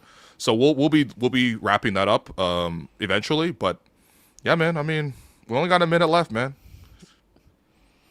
What you think, man? What do you think it's gonna be? You know what? I would be the one thing that would kind of annoy me right now would be some of the Vision 6-9 guys, considering who's available on the board. I like no more getting cute, eh? No more. Well, I mean, Kareem Lopez, for example, has dropped all the way this far. Kristen Ack's still there too. Like, so. Did the Raps work out Lopez or no? No, I think Lopez was like mocked to like be like the Warriors range, so like 11. Why is he dropping so much? Is it injury or no? He doesn't shoot well. Yeah. So like that certainly is a factor. But 15 seconds, 14 seconds, the clock is on LeBaron. He's taking his glasses off. Looks like he has pink eye. Like his eyes kind of red. Yeah. I don't want to speculate. Yo, it's Raptors red. Yo, his eyes Raptor red, baby. Yeah. He looks really sad. I don't know if it's him. Is it gonna be him?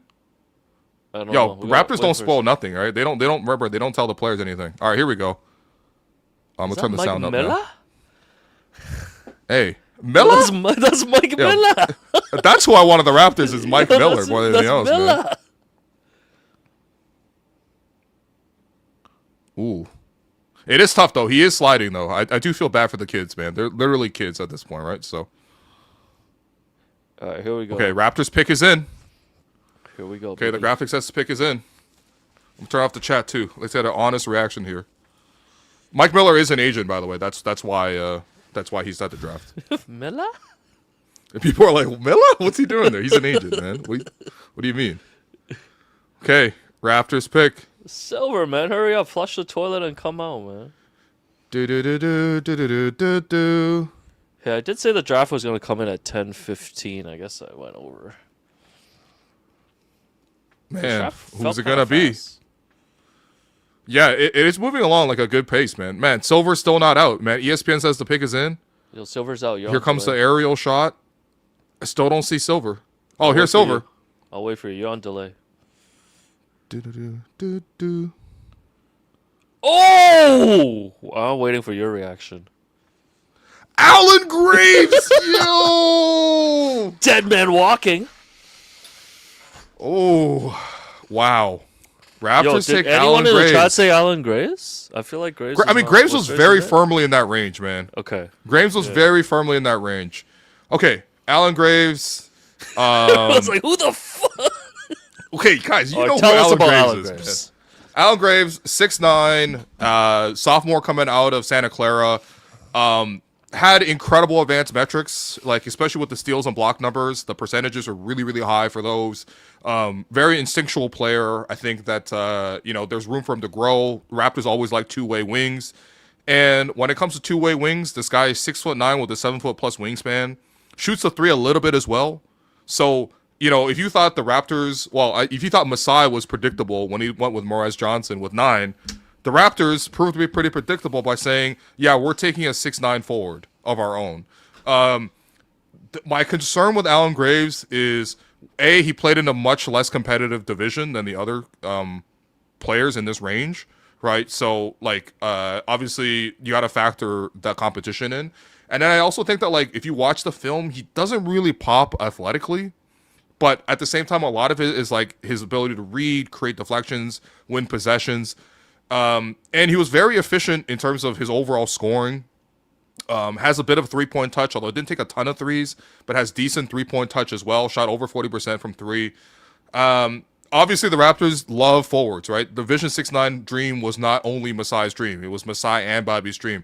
And even in this opportunity when they had, potential guards on the table to take, like a LeBaron Philon, who ultimately the Raptors are passing on here, but this is a guy who, if you looked at the Raptors draft history, there's a lot that they could potentially like out of a player like this. Immediately my first thought is I wonder what they do with Mamu, because he kind of not really plays like Mamu, because Mamu plays more of like a big, Graves is more of a wing, but I could totally see them potentially moving on from Mamu because they have a guy like this who can do some of those things in that sort of range. But certainly I'm not disappointed. Obviously personally I probably would have preferred Philon, but I totally understand the Raptors taking Graves because this fits the type of player they like. Vision 6'9", 7-foot plus wingspan, positionless player, and has incredible advanced metrics. Yeah. Also, Jerome, what's going on? Why are you here, man? What happened? No, just hanging out to let you know that the Zoom just started. So okay. I was just. All right, fair. To save you guys, so I was just gonna hang out over here. Can't I just sit amongst my friends? No. You can, of course. I thought you were about to say something. No. Oh, is this the draft? Oh, this is a draft room for San Antonio, eh? Okay. But yeah, man, this is the Raptors doubling down on what they always believe in: advanced stats, Vision 6'9", and their ability to draft best player available, no matter what the team need is. So there you go. People are not feeling this. Funny, man. People not feeling this on this the is chat, the man. I'm sorry, dog. every year though. Yo, I mean, again, a lot of people wanted different players, right? They wanted to reach a couple different ways, But again, if you told me that the Raptors took a Vision 6'9" player, I think one of the concerns with the Vision 6'9" thing is these guys can never really shoot. Graves did show pretty good shooting touch. It's more of a stance. It's more of a set shot, kind of like if you imagine Al Horford's shot. It's a bit like that. He's not jumping into them. He's not really a jump shooter. He's more of a standstill shooter. But he can shoot it a little bit, and he has the frame. He's younger too. He only played 1 year at Santa Clara. There was actually a lot of talk that he might potentially withdraw from the draft and go into the transfer portal and potentially go somewhere else. But, yeah, I'm not gonna lie. I'm always like, I always trust the group. I always trust the draft led by, Dan Tolzman and those guys, and they've had a great process. But part of me is a little bit disappointed they didn't take LeBaron, man. I certainly preferred him, but there you go. The chat is going. Chat is so sad, man. Everyone's so sad. Why? Yo, put a B if you want Bobby fired. Yo, that's crazy, man. Throw your B's up, man. Let's Not see the B's B's. in the Let's see the chat. B's in the chat, man. Wait, do we not even get an interview with Alan Graves? Like, what's going on, man? We just got to move on to the San Antonio Spurs pick. Like, come on, dog. Also, they got to stop showing LeBaron, man. This kid's he looks so That's sad, man. He made his Dude, eye this kid Raptor just red, keeps- man. He made his eye Raptor red and couldn't get Yo, it. Cameron Carr's still there. Kareem Lopez. I think Spurs might take Lopez because they need like a big four, and he has slid a lot in the draft. Is But, it because they put a pylon in his head today? They're like, we gotta stay away from that. Yeah. Okay, but yeah, that's who the Raptors are picking. Let's see who the Spurs are picking, and then afterwards, let's put up like some videos. We could watch some Alan Graves video, and then we got a first impression and look at the kid. Okay. You guys talk while I pull up some Alan Graves video. How have you been, God. Alex? How was your day, Jerome? It was good. We did our interview earlier, and then we did a really long tempo time with Chelsea and Sav, which was nice. It was a good catch up and chat. Guys, I have some. I mean, I talk about it on the show, and I'll post a clip, but I got a little Toronto Tempo All-Star package.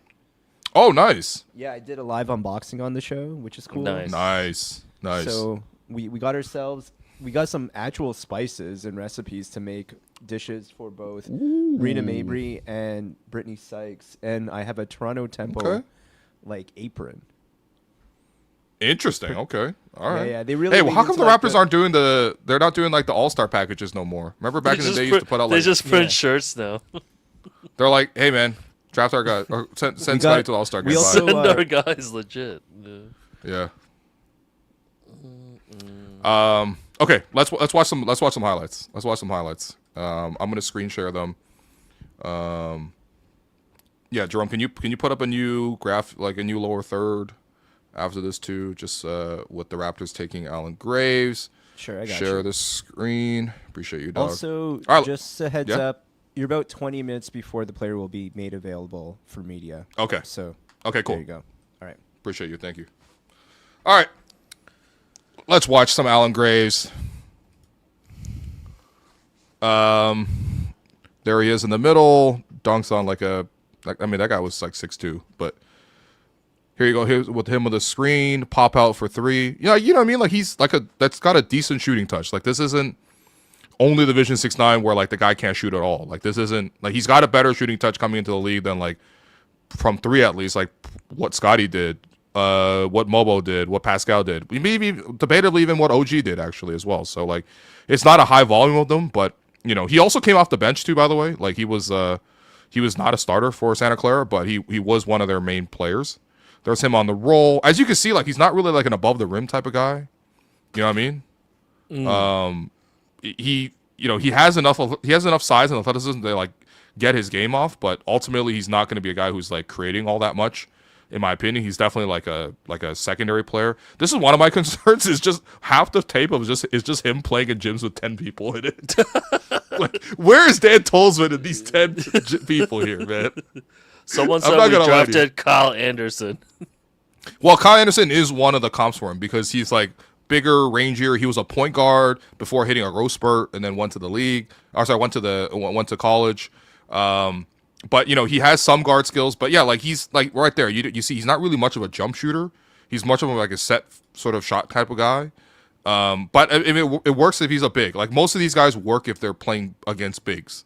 You know, I think the question is like, can he bang? Can he rebound? I feel like he's more of a 4 than anything else. Like he's definitely not a 5. Just like how Mamu definitely wasn't a 5, but like he's definitely not a 5.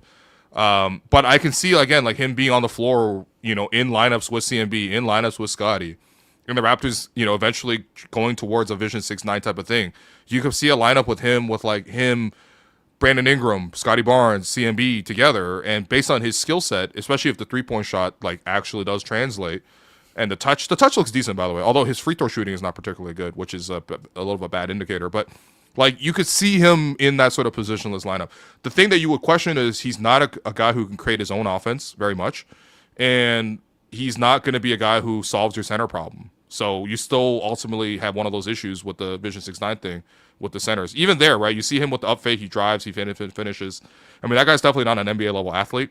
So that's one of my concerns too. Is just he's not playing against particularly great competition.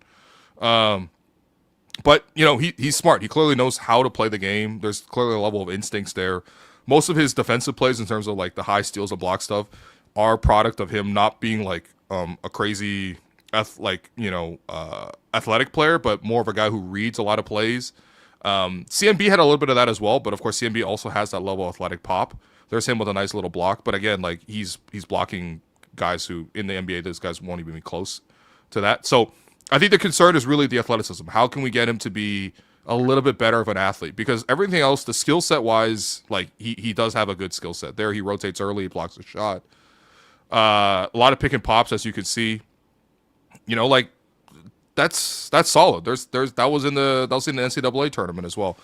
And again, there's a longer runway. He's I believe he's only 19. He is only coming off a freshman season. Although he might have redshirted if I remember correctly, so he might be 20. But in any case, someone said these are low lights. Yo, come on, man. The Spurs took JQ, by the way. Yeah, they took Quaintance. Yeah. Okay, so they could afford to wait on him because if his knee is healthy, that's a very explosive athlete, man. Very, very, very explosive athlete. I don't know.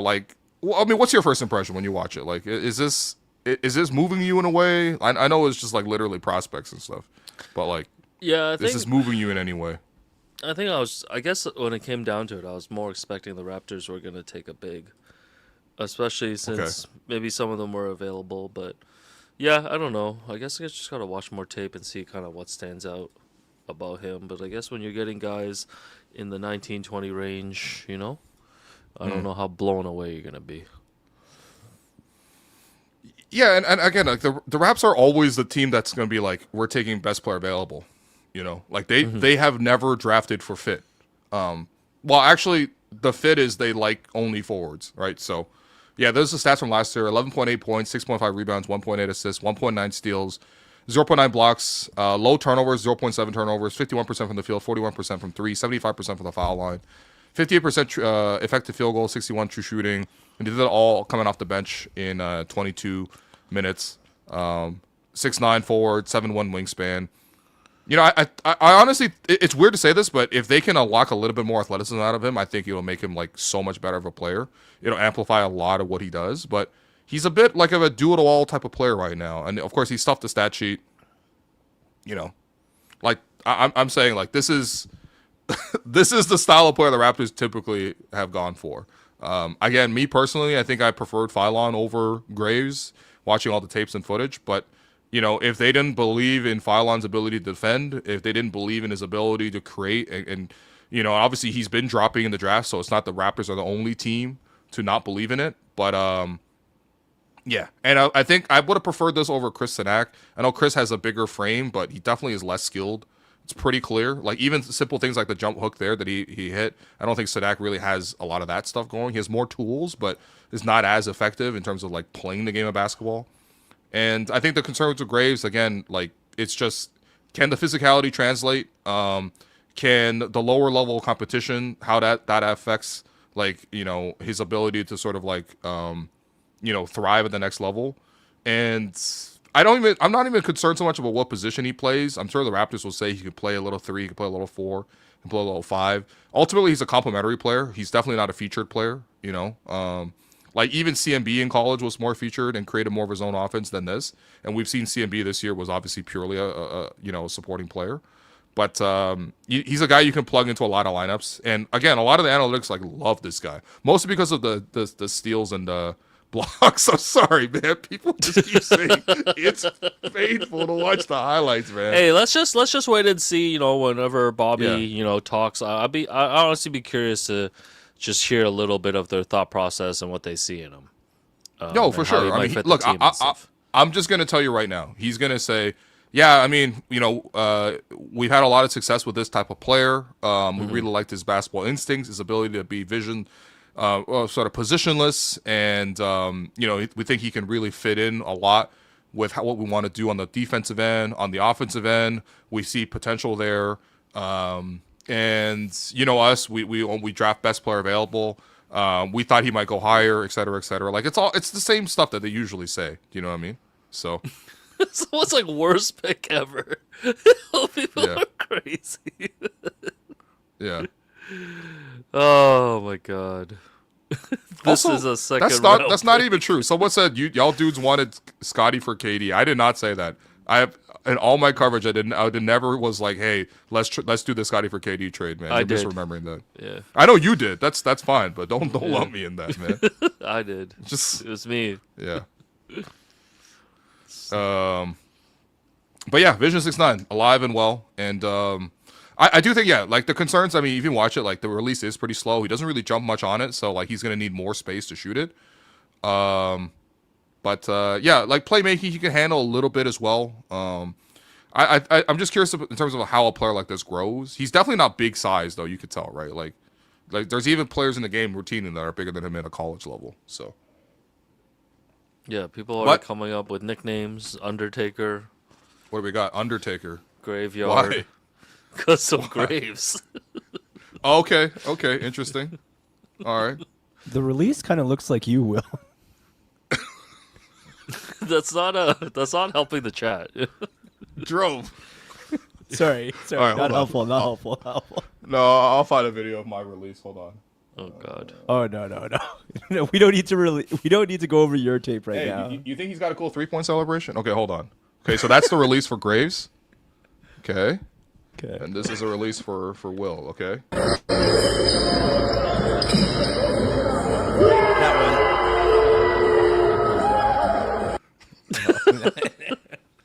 What'd you guys think, man? I think I got more elevation on this shot, to be honest. This is a quicker release for you than usual. I got that shit. I got that shit up quick, man. Someone says Will has a faster release. He doesn't normally shoot like that, for the record. I've seen this clip too many times. Yeah. Okay.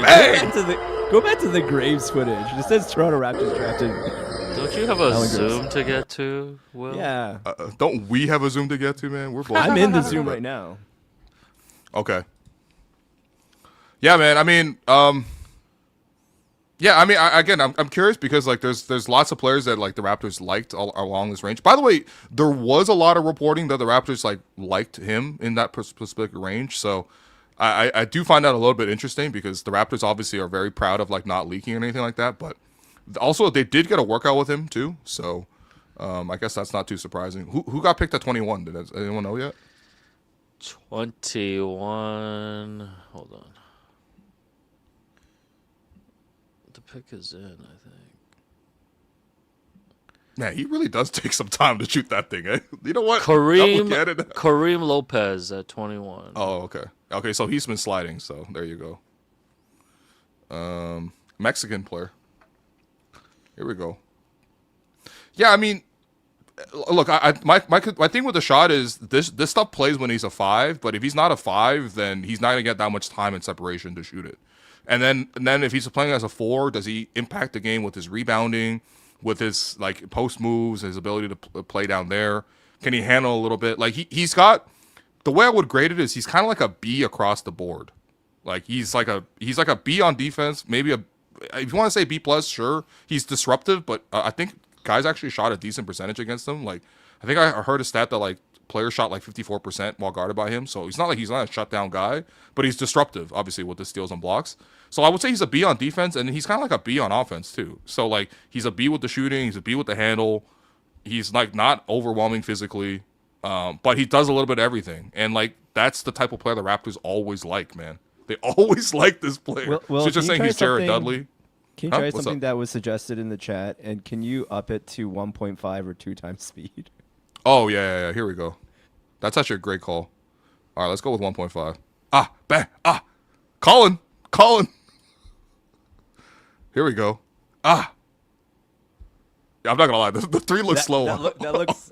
The 3 like looks slow, normal. even at 1.5. Yeah. I'm gonna say. Okay, here's the screen. Plays to space, catches and finishes. I mean, like you could tell, like he's a supporting player Okay, even you in can this go context. back to 1. No, I kind of like this now. Oh yeah, now he looks sick. Oh, up fake. Oh, lefty finish, nice. I don't understand like what's happening with Santa Clara where they're only playing with 10 people in the gym. Like so many highlights of 10 people in the gym. Like there's no way. Like this looks like that must be second week Dan of summer Tolzman at the league. top. Yeah. Yeah, this is Maybe this COVID's still happening in Santa Clara. We don't know about it. Yo, It's, like, do you think that guy's contained. sitting by himself at the top of the? You think that is that's Dan Tolzman going to scout him right now? Damn, man. Like, no, I think we should actually be able to find like Bobby. You should be able to find like no, that guy standing by the bleachers. That kind of looks like Bobby right there. Oh, that see does him? kind of look like Bobby there. That Yeah. might be Bob. That might be Bob scouting him, right? So, yeah. No, I know. Like, again, people crash out about this stuff all the time. They clearly have their favorites. I'm not saying he's a perfect Sure. player. He certainly has some weaknesses too. But again, people typically look pretty silly because the Raptors are a very good drafting organization. And in terms of the types of players that they've developed a lot of Allen Graves and made them into like a pretty good player. I think that like in a couple of years, we might look back on it and be like, you know what, this is a really good pick. Like, you know, he fits a lot of what the Raptors want to do and need to do. I think immediately it does make me question if Mamu's coming back. You know, not that replacing Mamu is the most important thing in the world, but you know what I mean. Oh, LeBaron Fallon went to Philly. Okay. Oh, Philly, huh? Interesting. LeBaron Philly. There you go. Allen Graves is 19, but he turns 20 July 28th. Wow, he's born in 2006, man. Damn, so we got to see Fallon all the time. Yo, if Fallon pans out and he got to be in our freaking division too, like damn. The Philadelphia 76ers. Yeah. Someone said, Will, it's okay. You don't have to pander, twin. No, I don't hate the pick. I understand the pick, okay? I really do. It's just this front office is very predictable, I got to say. They turn out to be very predictable.